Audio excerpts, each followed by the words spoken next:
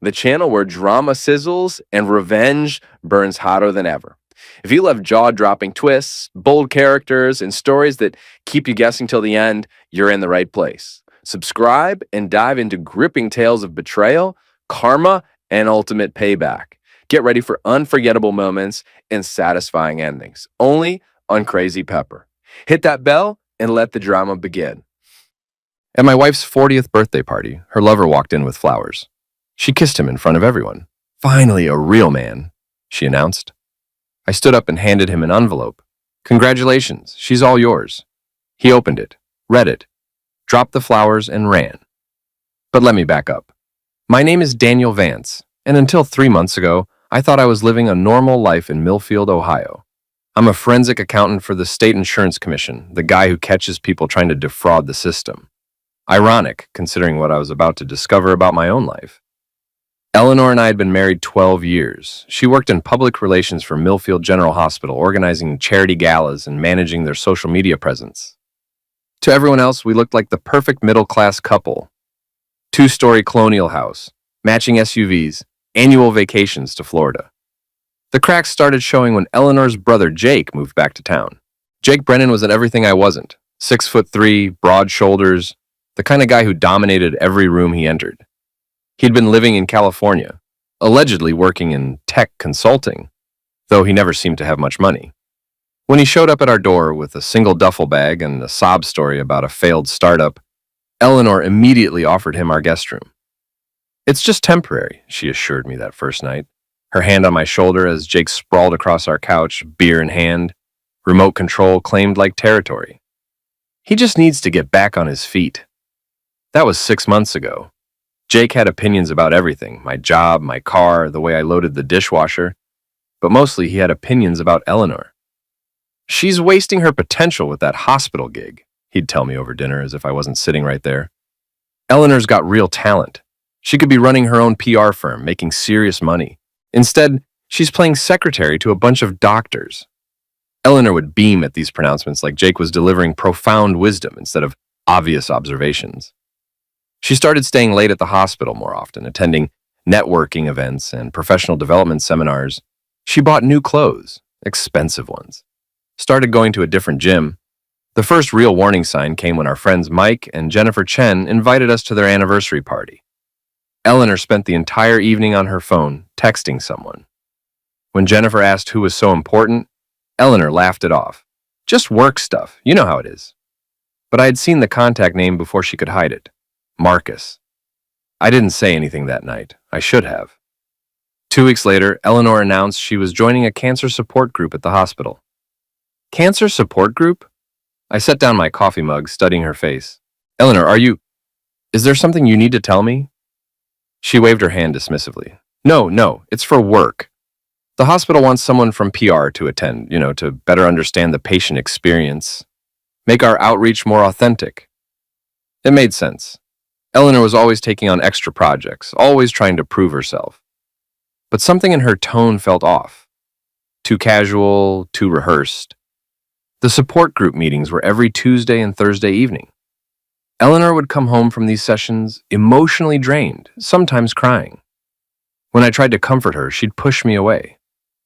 "You wouldn't understand," she'd say. "These people are facing real problems, life and end stuff.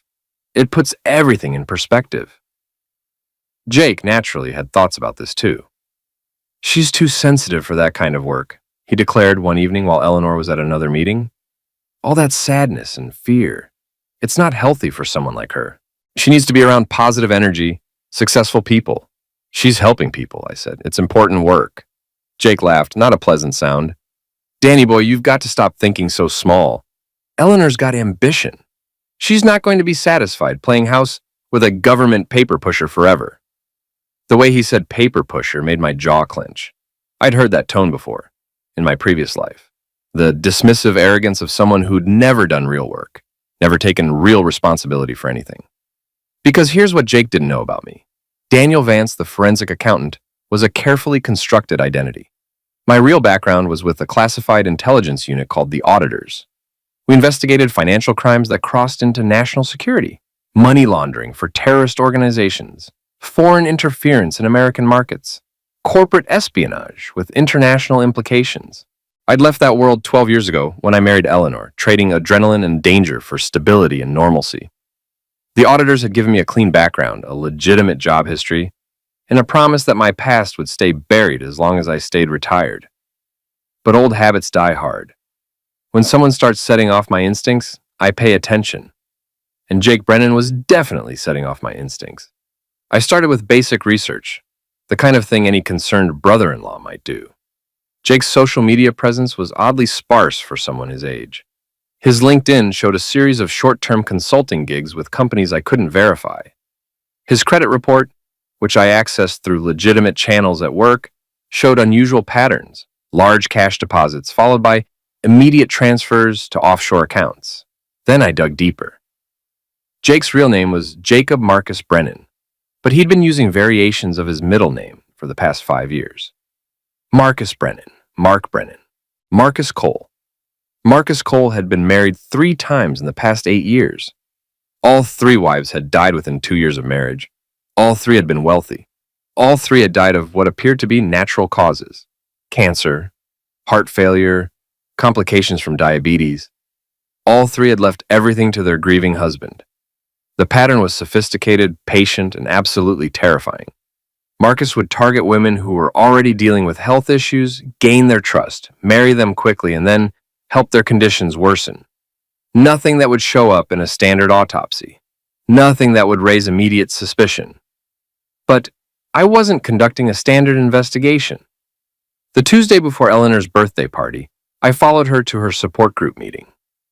Instead of going to the hospital's cancer center, she drove to a small office building downtown. Through the window, I watched her embrace a man I recognized from the photos in my research file. Marcus Cole.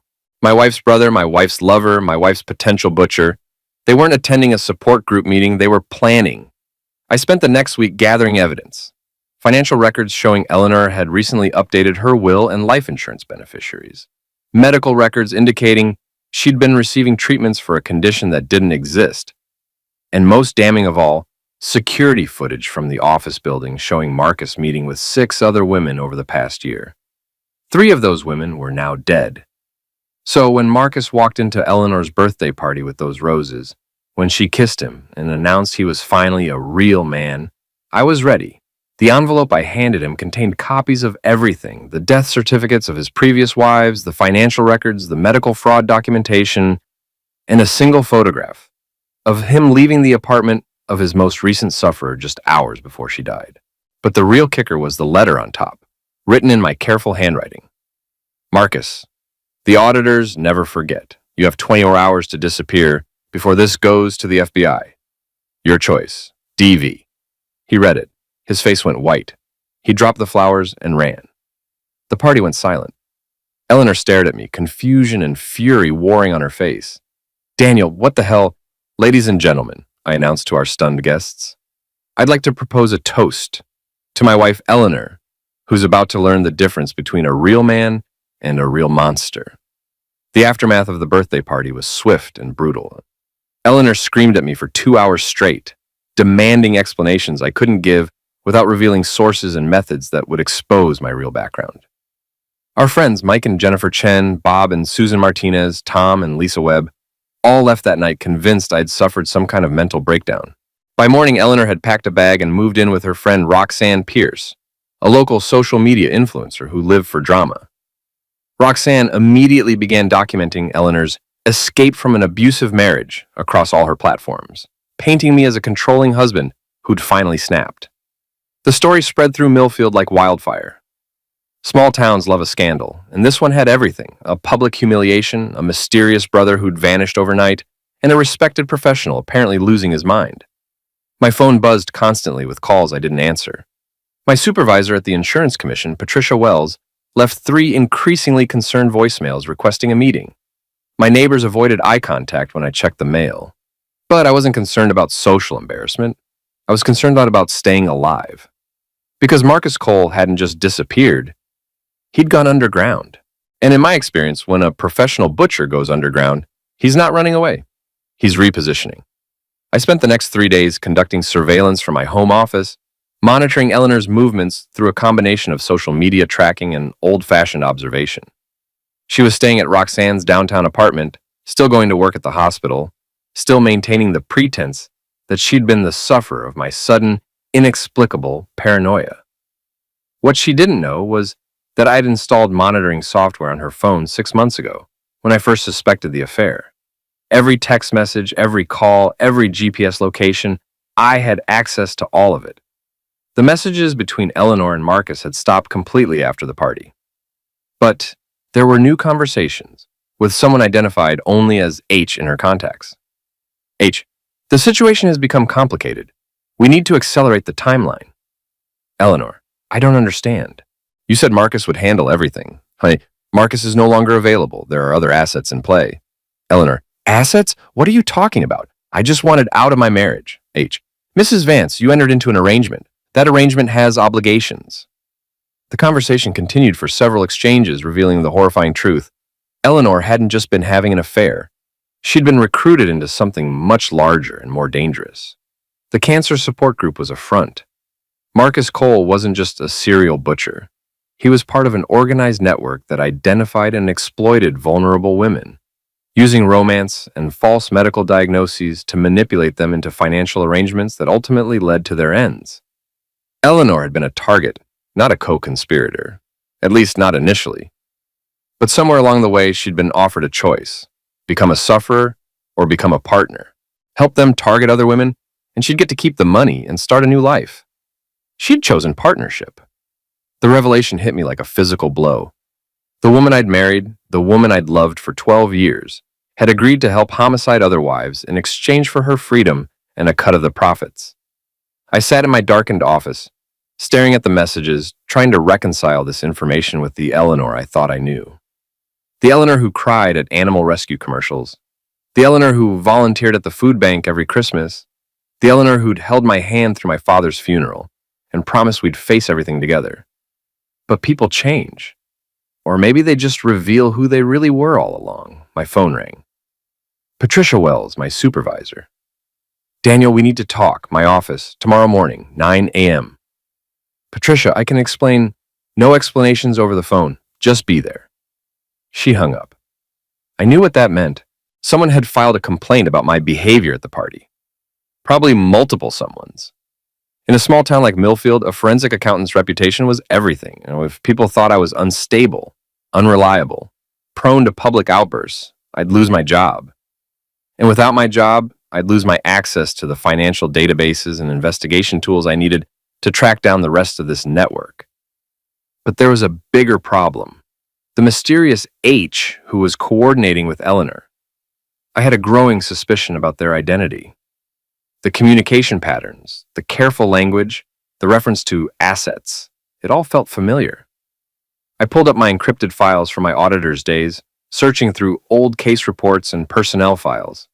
The auditors had been disbanded 5 years ago following a scandal involving unauthorized domestic surveillance, but the personnel had been scattered to various other agencies. Some had gone to the CIA, some to the FBI, some to private sector security firms, and some had gone rogue.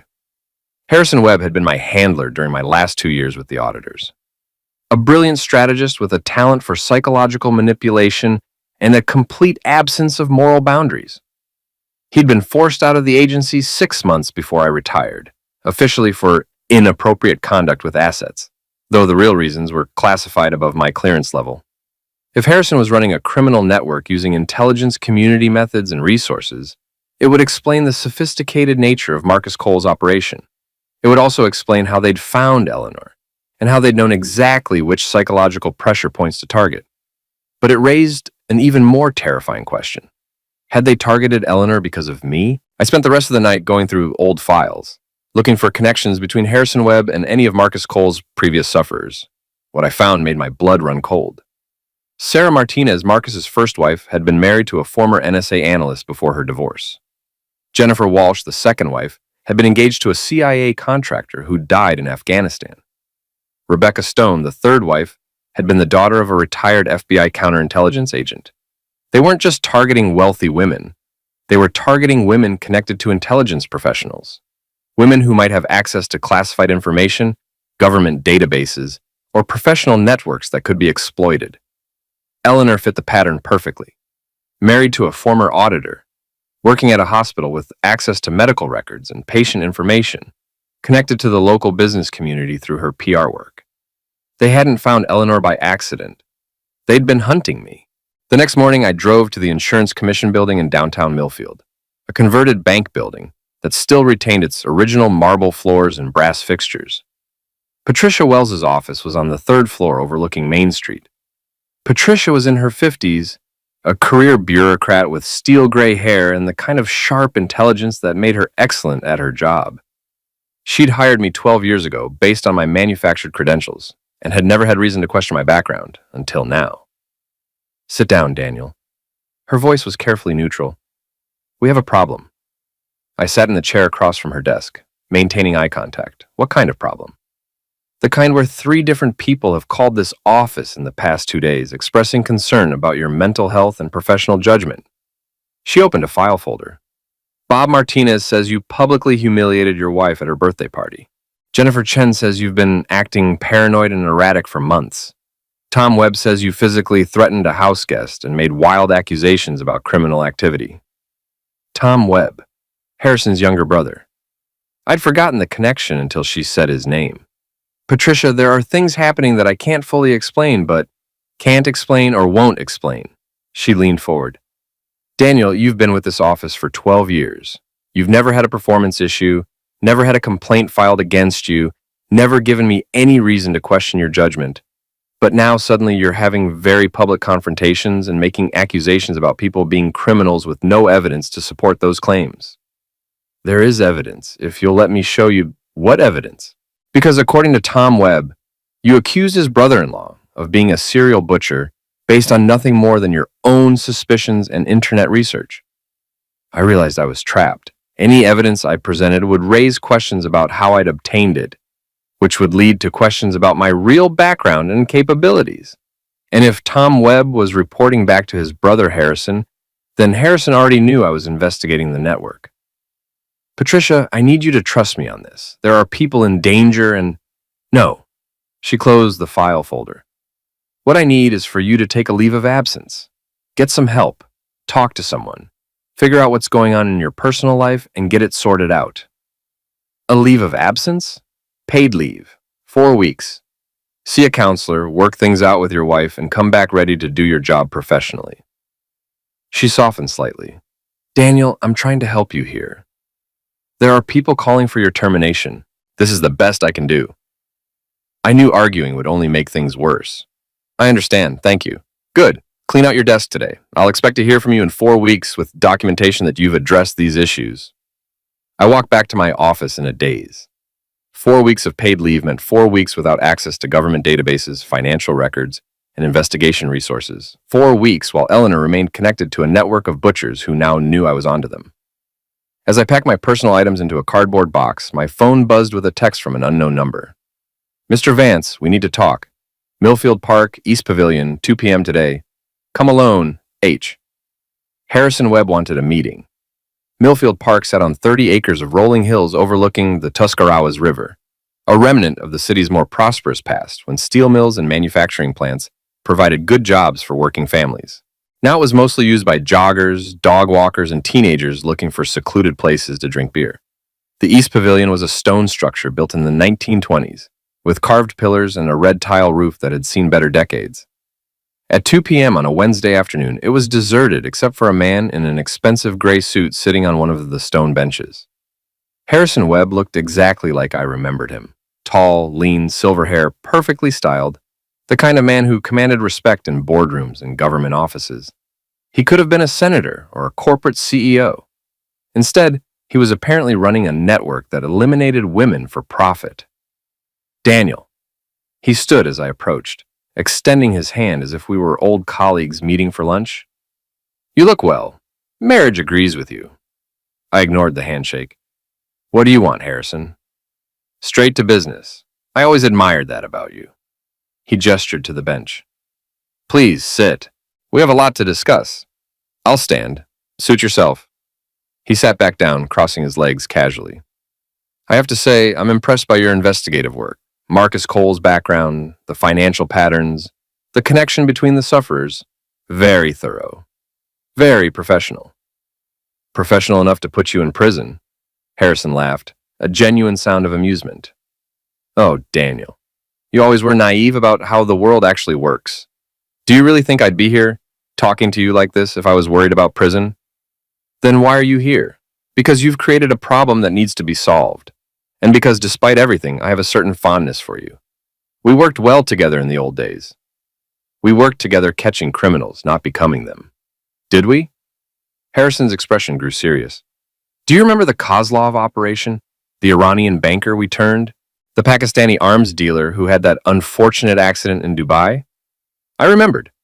Operations that had existed in the gray areas between legal and illegal, justified by national security concerns, and classified under authorities that no civilian court would ever see.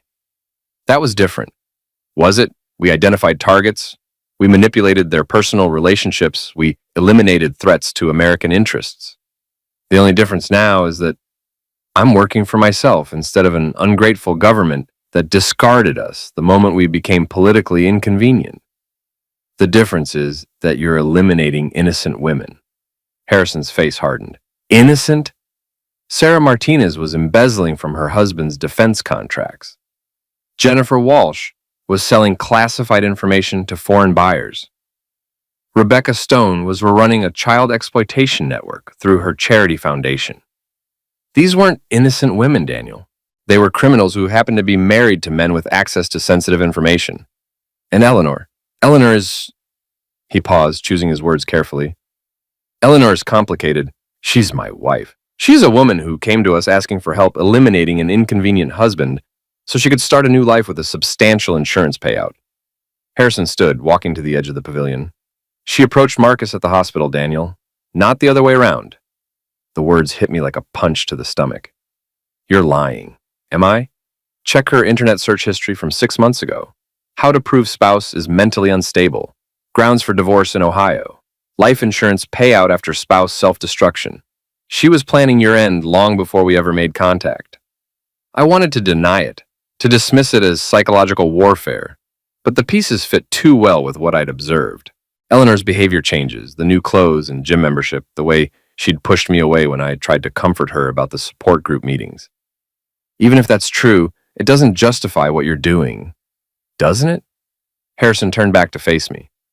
We provide a service, Daniel. We identify women who want their husbands dead, and we help them achieve that goal while simultaneously gathering intelligence on their husbands' professional activities.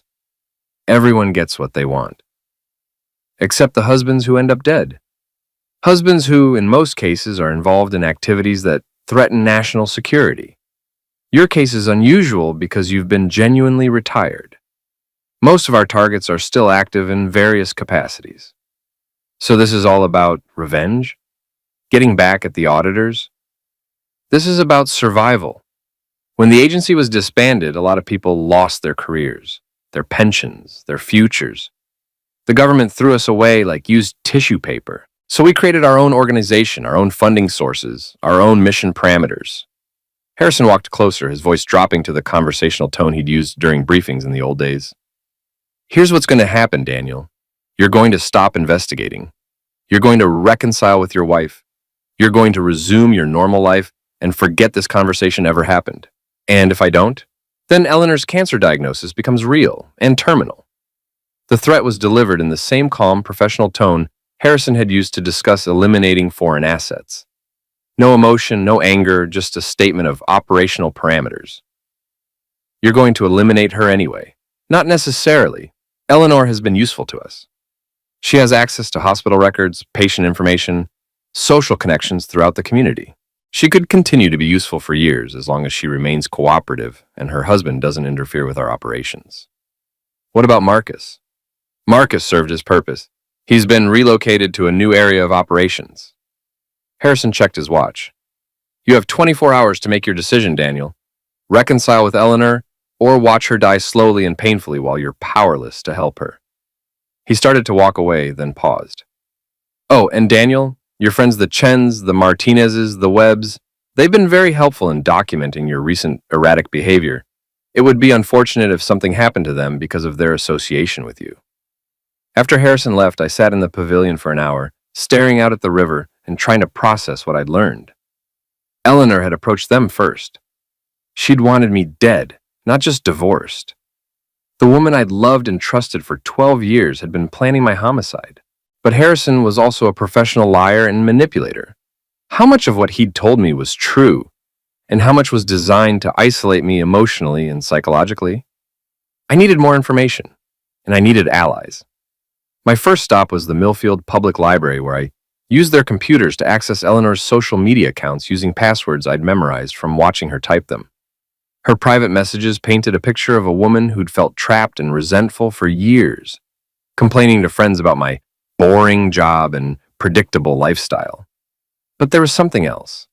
Medical records, uploaded to a secure cloud storage account I hadn't known existed. Lab results, diagnostic reports, treatment protocols, all documenting a case of ovarian cancer that had been diagnosed 3 months ago. Eleanor really was sick. The question was whether the illness was natural or induced. I drove to Millfield General Hospital, where Eleanor worked.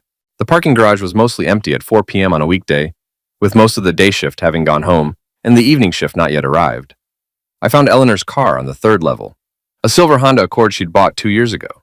Using skills I hadn't practiced in over a decade, I picked the lock and searched the interior. In the glove compartment, I found a small plastic bottle with no label, containing white pills that looked like standard pain medication.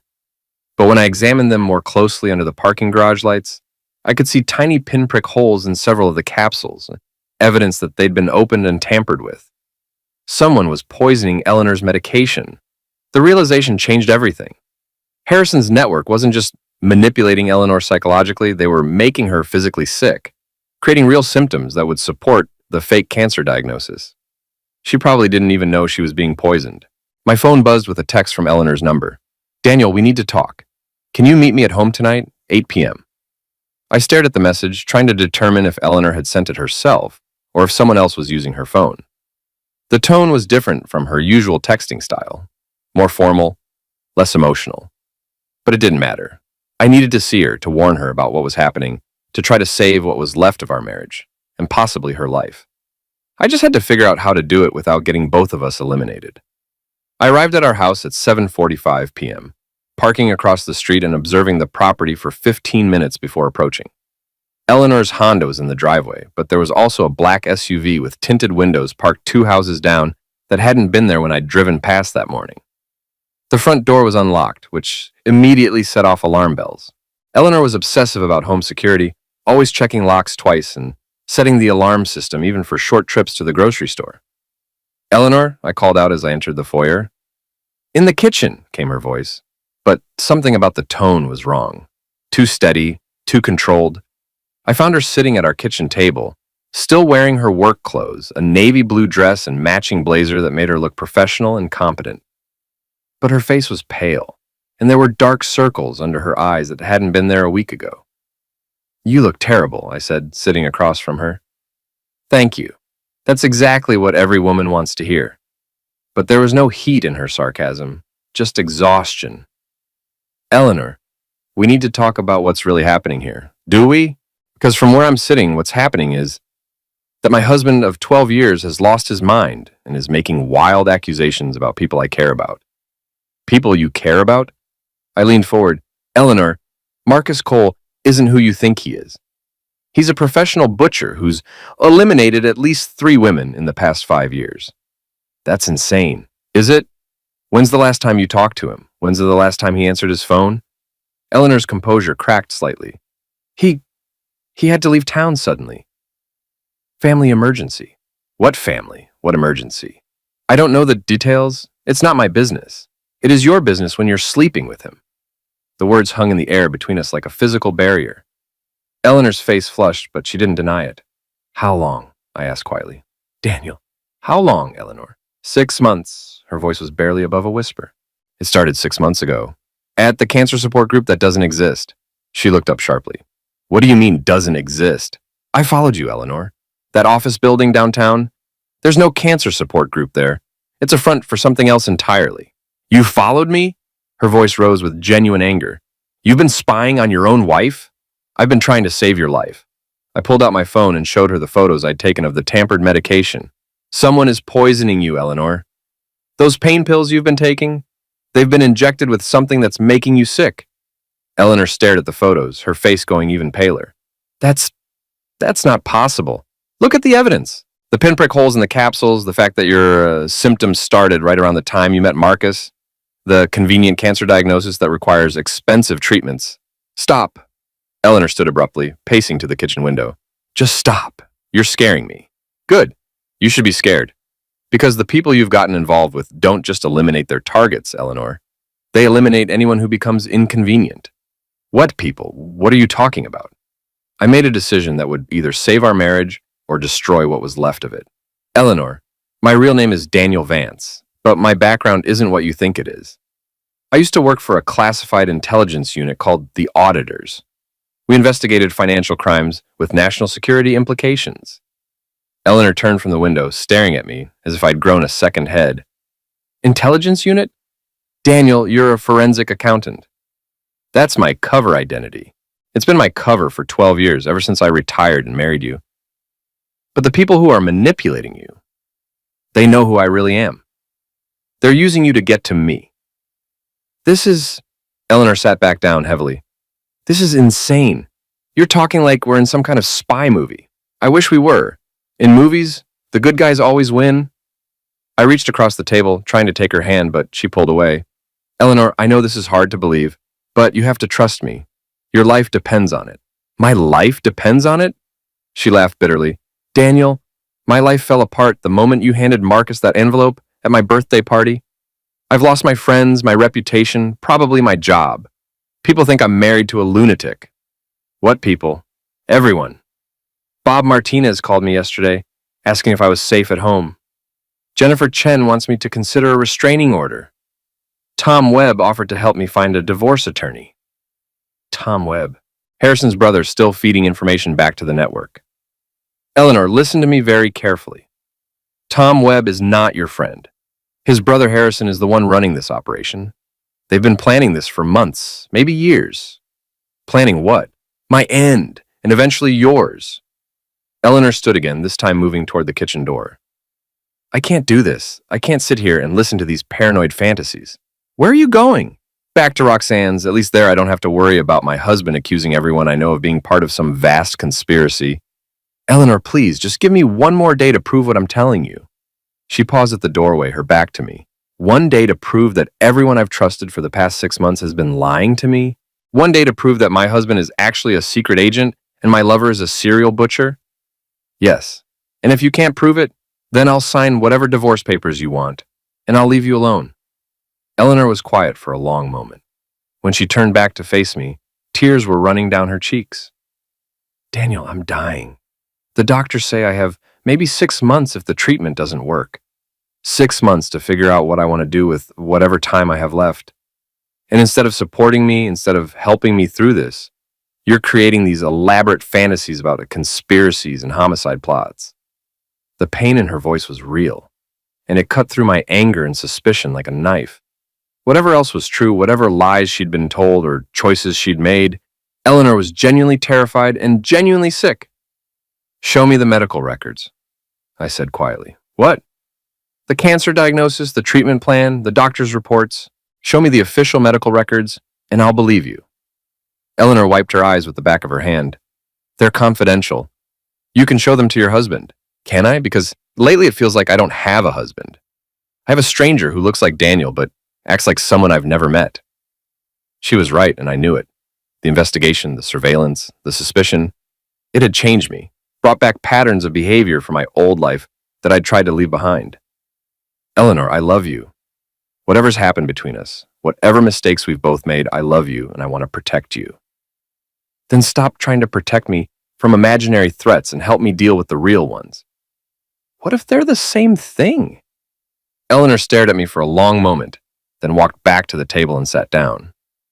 One day, she said finally, you have one day to convince me that I'm not married to a man who's lost his mind. But Daniel, if you can't prove these things you're saying, if this is all just paranoia and jealousy, then we're done, completely done. Understood.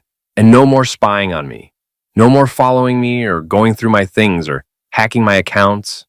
If we're going to figure this out, we do it together. I nodded, though I had no intention of keeping that promise if it meant letting her walk into danger. Good, Eleanor stood again. I'm going back to Roxanne's tonight. Tomorrow morning you can show me this evidence you think you have. But Daniel, it better be more than just suspicious internet searches and conspiracy theories. After she left, I sat in our empty house and tried to figure out how to prove a conspiracy to someone who was already part of it, whether she knew it or not. I had 24 hours to gather evidence that would convince Eleanor she was in danger, while simultaneously avoiding the network of butchers who were watching both of us. But I also had advantages they didn't know about, skills they thought I'd forgotten, resources they didn't know I could access, and most importantly, a motivation they couldn't match. They were doing this for money and revenge. I was doing this for love. I spent the night at my home office using encrypted communication protocols I hadn't touched in over a decade to contact former colleagues who might still have active security clearances. By dawn, I had confirmation of what I'd suspected. Harrison Webb was running a sophisticated criminal enterprise that had been operating for at least 3 years, with connections to money laundering operations in 6 states and possible ties to foreign intelligence services. More importantly, I had documentation. At 8 a.m., I drove to Roxanne Pierce's downtown apartment, a converted loft space above what used to be a hardware store. Eleanor's Honda was parked outside, confirming she'd spent the night there, as promised. I knocked on the door, and Roxanne answered wearing yoga pants and an oversized t-shirt, her blonde hair pulled back in a messy ponytail. She looked like she'd been up late, probably documenting Eleanor's escape from an abusive marriage for her social media followers. Daniel. Her voice was cold, professional. Eleanor said you might be coming by. Is she here? She's getting dressed. Come in, but I'm warning you. If you start yelling or making accusations, I'm calling the police. The apartment was exactly what I'd expected from a social media influencer. Carefully arranged furniture, professional lighting equipment, and cameras positioned to capture the best angles for video content.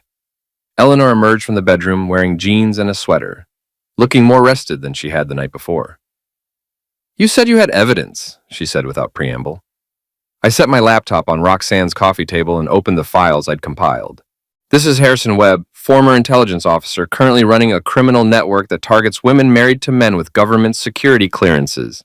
The screen showed Harrison's official personnel photo from his auditor's days, along with classified documents detailing his dismissal from the agency. This is Marcus Cole, real name Jacob Marcus Brennan, professional con artist and suspected serial butcher. I clicked to the next screen showing Marcus's arrest records, marriage certificates, and death certificates of his previous wives. Eleanor stared at the information, her face growing pale. Where did you get this? Sources I can't reveal without compromising ongoing investigations. It was a lie. I'd obtained most of the information through illegal database access, but it sounded official enough to be credible. Ongoing investigations? Roxanne leaned forward, suddenly interested. Are you saying Eleanor's been involved with criminals? I'm saying Eleanor's been targeted by criminals. I clicked to the next screen, showing financial records that traced money transfers between shell companies connected to Harrison's network. They identify women married to men with valuable professional access, then use romance and manufactured medical crises to manipulate them into cooperation. Manufactured medical crises? Eleanor's voice was barely above a whisper. I showed her the laboratory analysis I'd commissioned overnight, using contacts from my old life who could run tests without asking questions. The medication you've been taking has been contaminated with low-level toxins that mimic cancer symptoms. You're not dying, Eleanor. You're being slowly poisoned. Eleanor stared at the lab report, her hands shaking. This can't be real. It's real! The question is, what are we going to do about it? Roxanne had been unusually quiet during my presentation, but now she spoke up. This is all very dramatic, Daniel, but how do we know any of this is legitimate? You could have created these documents yourself. It was a reasonable question, and one I'd anticipated. Call the FBI field office in Cleveland. Ask to speak to Agent Sarah Martinez. Tell her you have information about Operation Black Widow.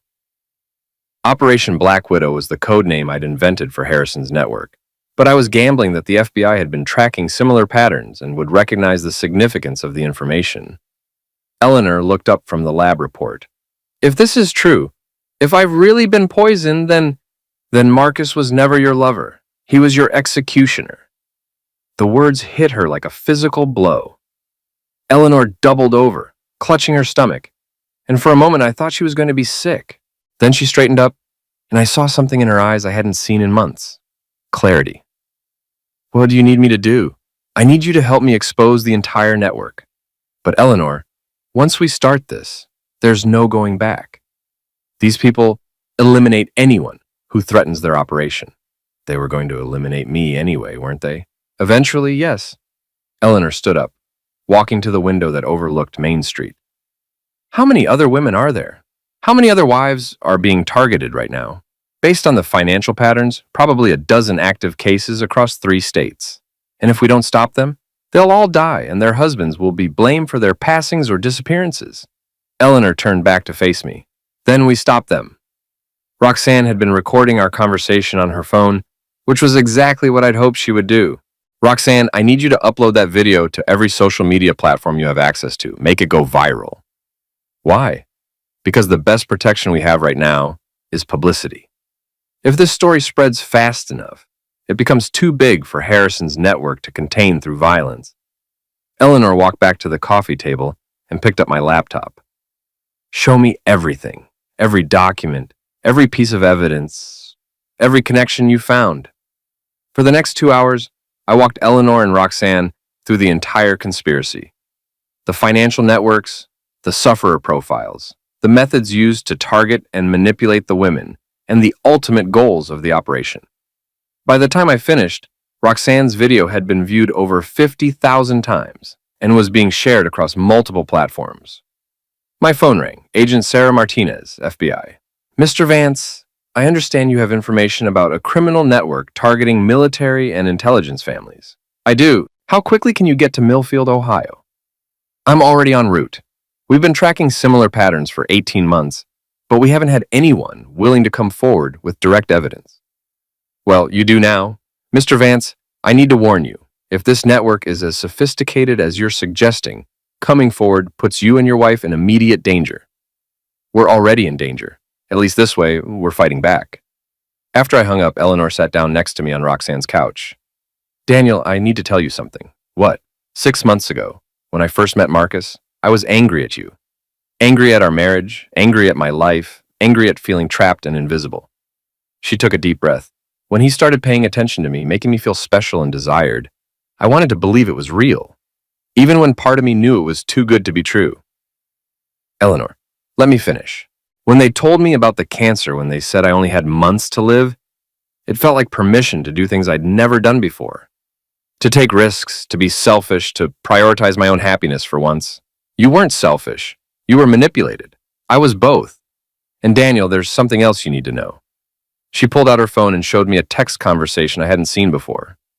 Marcus, your husband is more dangerous than you realize. He's not just a forensic accountant. Eleanor, what do you mean? Marcus, he used to work for a classified intelligence unit. He has skills and connections that make him a threat to people like us. Eleanor, people like us, Marcus. People who want to disappear and start over somewhere new. The conversation continued for several exchanges, revealing that Marcus had told Eleanor about my real background, weeks before I'd revealed it myself. He'd used that information to convince her that I was the real threat, that I would use my government connections to track her down and punish her if she tried to leave. He told me you'd never let me go, Eleanor said quietly, that you'd use your intelligence training to hunt me down no matter where I went. He said the only way I could ever be free was if you were gone. And you believed him? I was dying, Daniel, or at least I thought I was. When you're facing end, you'll consider options that would never occur to you otherwise. Eleanor's phone buzzed with a text from an unknown number. Mrs. Vance, you have 1 hour to cease all cooperation with law enforcement and retract your public statements. Failure to comply will result in immediate consequences for you and your associates. I showed the message to Roxanne, whose face went white. They're threatening us?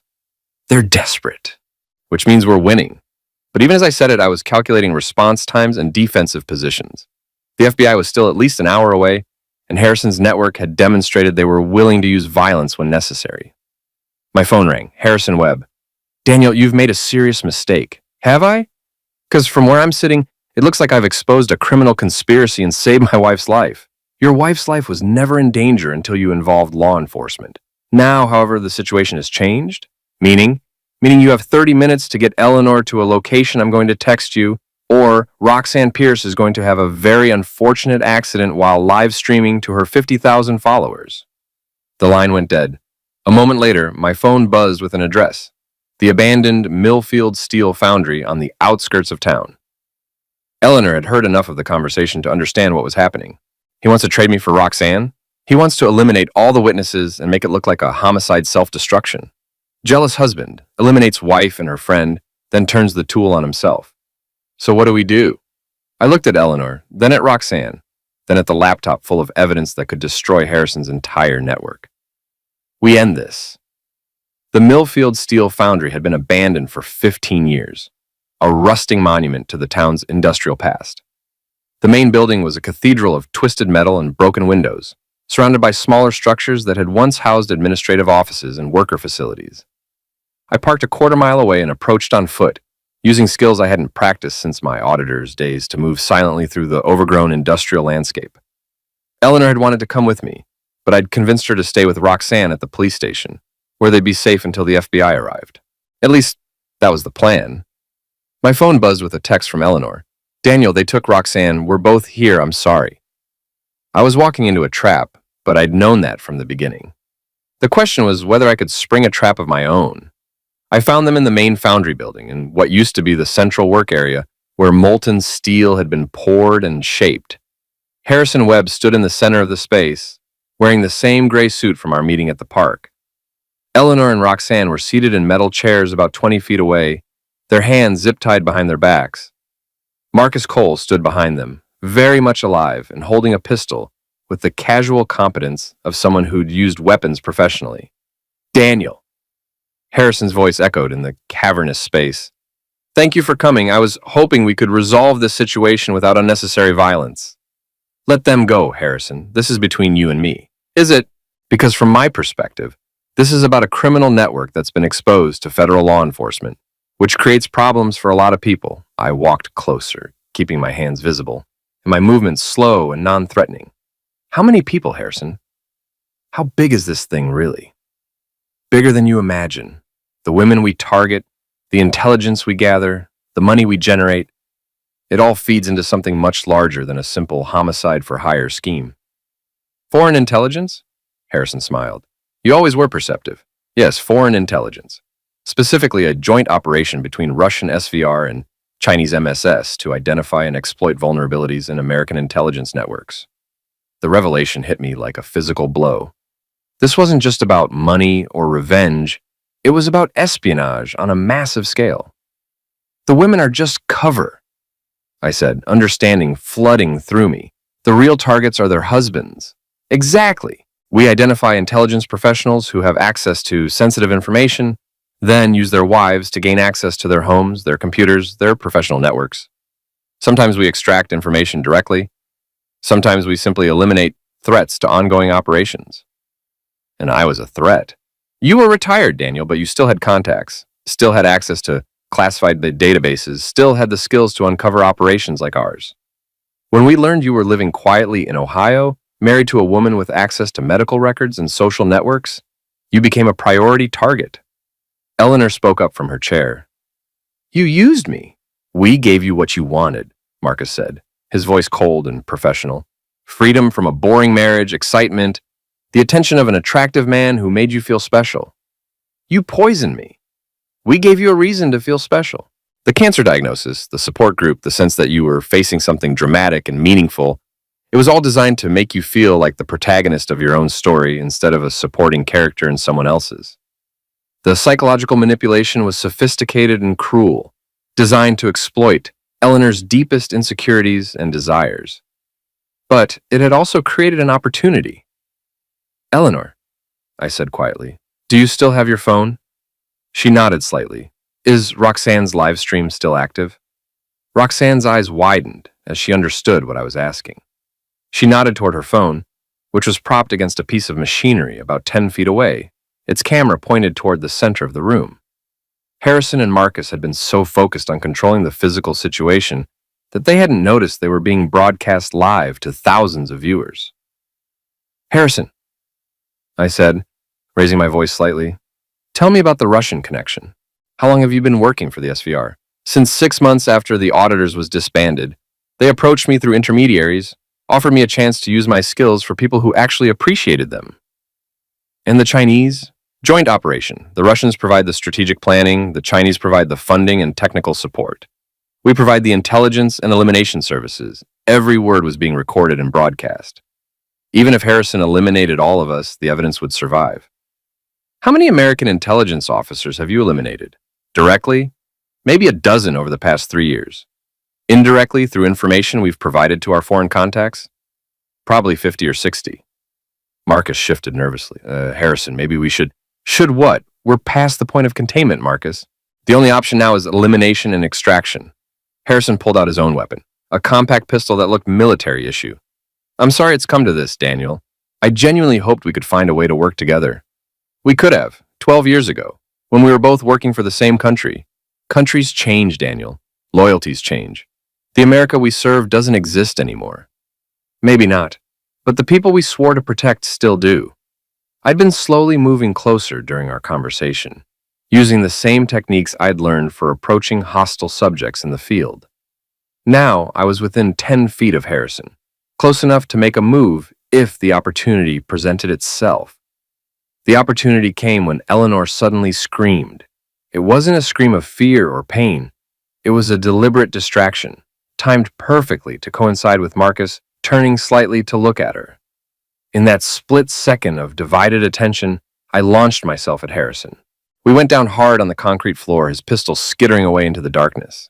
Harrison was older than me, but still in excellent physical condition, and he fought with the vicious efficiency of someone who'd eliminated before.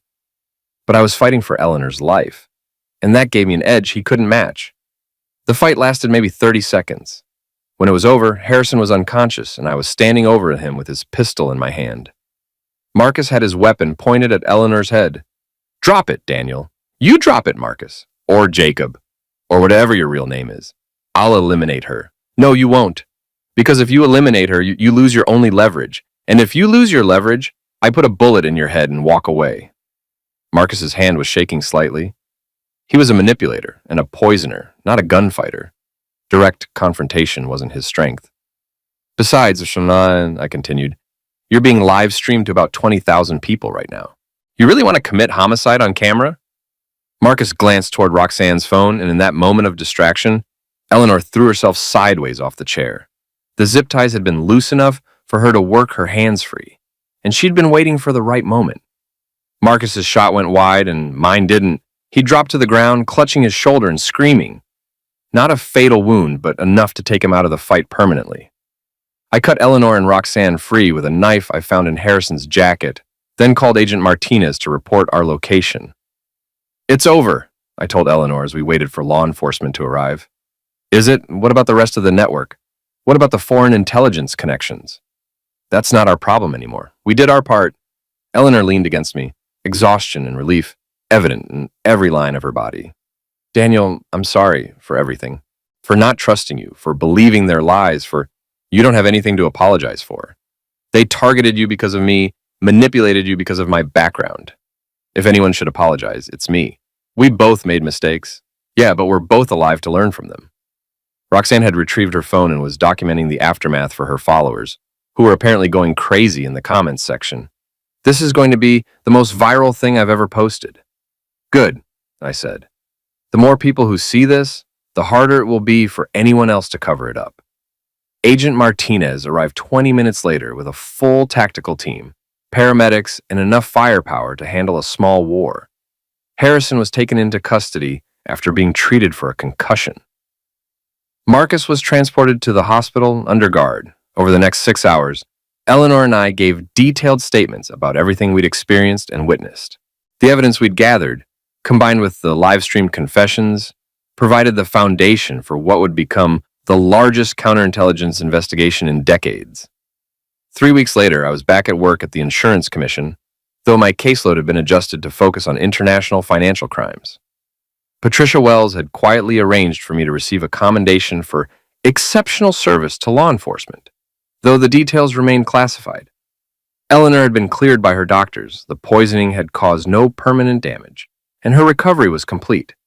She'd also been offered a new position with the FBI's Sufferer Services Division, helping other people who'd been targeted by foreign intelligence operations. We were having dinner at home, something we'd done every night since the Foundry incident, when Eleanor asked the question I'd been expecting. What happens now? What do you mean? With us? With our marriage?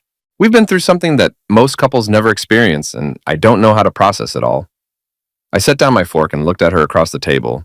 Eleanor, 6 months ago, you were planning to have me eliminated. 3 weeks ago, you saved my life. I think we're even. She laughed, the first genuine laugh I'd heard from her in months. That's a hell of a way to look at marriage counseling.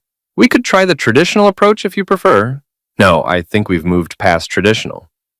Eleanor reached across the table and took my hand. Daniel, I love you. I've always loved you, even when I was angry and confused and making terrible decisions. But I need to know that you trust me, that you're not going to spend the rest of our marriage wondering if I'm going to betray you again. Eleanor, you didn't betray me. You were targeted by professionals who knew exactly which psychological buttons to push. The fact that you recognized the manipulation and fought back when it mattered most tells me everything I need to know about who you really are. And who am I? You're the woman who threw herself off a chair to give me a clear shot at a man who was pointing a tool at your head. You're the woman who chose to fight back instead of giving up. You're the woman I married 12 years ago, and you're the woman I want to spend the rest of my life with. Eleanor squeezed my hand. Even knowing that I'm not the quiet, predictable wife you thought you married, especially knowing that. My phone buzzed with a text from Agent Martinez. Final count, 847 arrests across 12 countries, network completely dismantled. Thank you. I showed the message to Eleanor, who read it and smiled. 847 people, she said. How many lives do you think we saved? Hundreds, probably. Maybe thousands. Not bad for a boring forensic accountant and a hospital PR coordinator. Former boring forensic accountant. I think my cover's blown. Eleanor stood up and walked around the table to sit in my lap. Good. I like the real Daniel Vance better anyway. She kissed me, and for the first time in months, it felt like coming home. Outside our kitchen window, Millfield looked exactly the same as it had 6 months ago. Quiet streets, modest houses, ordinary people living ordinary lives. But I knew now that ordinary was just another word for precious, and precious was worth fighting for. Harrison Webb and Marcus Cole were facing life sentences in federal prison. The foreign intelligence networks they'd served were in shambles. The women they'd targeted were safe, and the men they'd planned to eliminate were alive. Eleanor and I had our marriage back, stronger than it had ever been. Game over. And for once, we won. 짜영 씨가 해준 거야. 감사합니다. 저 형은 왜 애들 풍선 쏘지? 몰라? 애들불로 얼마나 써봐야겠다. 거기서 받을 수 있어. 나 마약 게임을 하던데.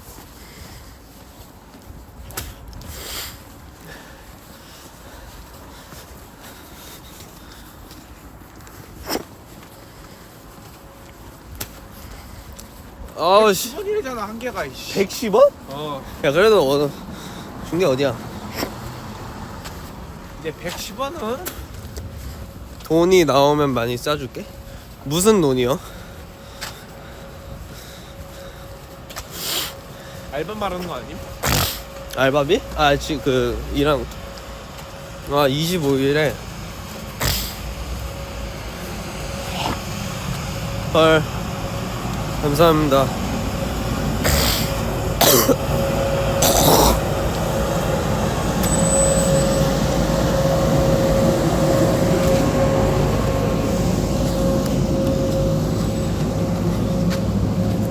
가봅시다. 손 존나 시려. 근데 남한산성은 진짜 고라니랑 멧돼지 아직까지 나오는 거 아시죠? 멧돼지 나오면 바로 잡을게요. 근데 진지하게 나와요 형들. 물 아니에요 니마이. 니마이. 니마 쌈마로 나옵니다 형님들. 진짜 진지하게 나오거든요. 근데 거기서 10만 원 쏘시면 제가 맨몸으로 간다는 말이긴 한데 혹시 어떻게 쏘시나? 정상까지긴 함. 야 근데 정상까지 맨몸이면 1시간 걸리잖아. 1시간 반? 어. 근데 이 형님 어차피 쏠 줄 없어요 10만. 아, 근데 아까 너무 많이 줘가지고. 근데 안 줘도 돼요.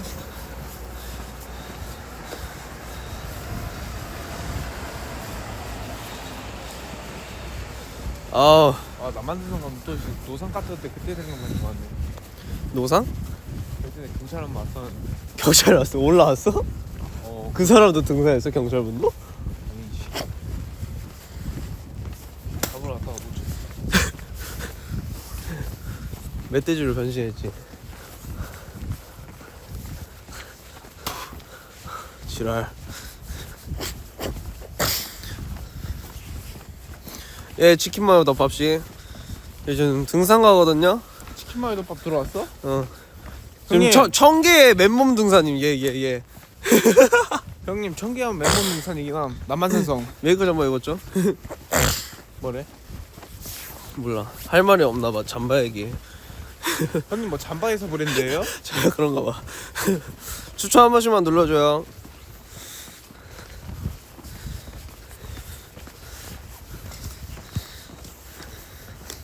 나 여기서 좀 천천히 걸어야 돼 영상. 너 뭐라 하는지 안 들린대. 어? 안 들린대. 너 뭐라 하는지. 아 지금 말해. 형님 청계 쏴봐요. 예, 팬티만 입고 등산님. 진지하게. 그리고 중간에 제로투도 쳐줌. 그건 없었던 거 같아. 있었어 씨발로 봐. 고경람죄로 벌금이 더 셀걸? 그래? 형 지금 이 시간에 산탄산 아무도 없어요. 저희만 타요. 저희만. 추천 한 번만 눌러줘요. 마요 덮밥씨. 형님 그리고 지금 남한산성에 뱀 존나 많은 거 아시죠?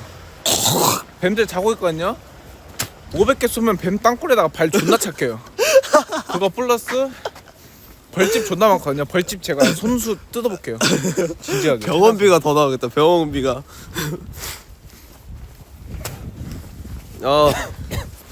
아 씨발 입고 언제 가? 아. 나비 뭐했다. 아 무릎 왜 이렇게 아프냐? 아까 그 고양이 자세 때문에. 그러니까 아이, 딛고 씨발. 왜 한마디 해. 한 번 더 해주세요. 형님들 지금 오신 분들 추천 한 번씩만 부탁드릴게요. 예. 추천 누르면 누르는 거지 뭐. 누르는 거지. 씨발 야 이러고 나가는 건 뭐 너무한 거 아니야? 나왔어? 응. 어쩌다 얘돈 없는 새끼. 말을 씨발. 아 근데 지금 추워가지고 상관없어요. 지금 존나 추워. 뭐가? 내복 입으면 등산하면 땀 엄청 많이 나지 않아? 형님 저 이미 땀 존나 났어요. 짜장이 형.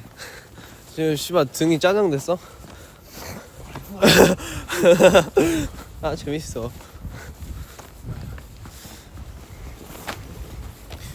씨발 렛츠고. 아 좀 더운데? 아니, 손은 왜 해가- 시려운 거야? 해가 탐방도. 해가 탐방. 근데 이 시청자를 데리고 하는 건 너무 재미없을 것 같지 않아? 그렇지. 나 하늘 갔다가 내려가는 거 하자. 저기 들어가면 존나 불편한데. 어. 다 부시고 있어.